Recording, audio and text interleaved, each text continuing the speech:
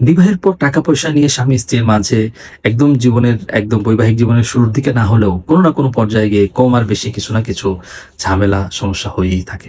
এই সমস্যা থেকে মুক্ত হওয়ার উপায়টা কি? এই সমস্যা থেকে মুক্ত হওয়ার উপায় হলো যে আপনারা সুনির্দিষ্টভাবে আলোচনা করে আপনাদের যা উপার্জন সেই উপার্জনটাকে কিভাবে ব্যয় করবেন সেই জিনিসটা আলোচনা করে সিদ্ধান্ত গ্রহণ করুন। মনে রাখতে হবে, স্বামীর জন্যও মনে রাখা উচিত যে সংসারটা যেহেতু ২ জন মিলে করছে, সে যা উপার্জন করছে সেটাকে একচ্ছত্রভাবে তার নিজের অধিকার মনে করে এই ক্ষেত্রে তার স্ত্রীর কোনো কথাকে তোয়াক্কা না করা, এটা কোনোভাবেই স্বামীর জন্য উচিত না। ঠিক একই রকমভাবে স্ত্রীরও এই জিনিসটা মনে রাখতে হবে, একজন মানুষ যখন অনেক পরিশ্রম করে সে অর্থ কামাই করে, তখন সেখানে তার একটা অগ্রাধিকারের চিন্তা থাকবে, এটাই স্বাভাবিক। তো সুতরাং এই জায়গাটাতে শুধু আইন এবং নীতি দিয়ে সমাধান করতে না চেয়ে কৌশল এবং বুদ্ধিমত্তার সাথে যদি সমাধান করা যায়, তাহলে সেটাই হবে আসলে শান্তির উপায়।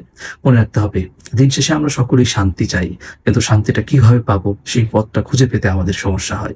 সেই পথটা খুঁজে পেতে হলে আপনারা ২ জন একসাথে বসুন, শান্তভাবে আলোচনা করুন, একে অন্যের সাথে পরস্পরে কথা বলুন, মতবিনিময় করুন, প্ল্যানিং তৈরি করুন, লিখিত প্ল্যানিং তৈরি করুন যে মাসে যদি আপনার ৩০,০০০ টাকা ইনকাম হয়, সেই ৩০,০০০ টাকার মধ্যে ফিক্সড খরচ কতগুলো?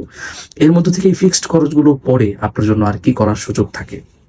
সেইভাবে চিন্তাভাবনা করে নিজেরা একটা সমাধান বের করুন এবং নিজেরা সেই সমাধানকে প্রত্যেকেই মেনে চলার চেষ্টা করুন। ইনশাআল্লাহ আপনার জীবন অনেক সুন্দর হবে ইনশাআল্লাহ।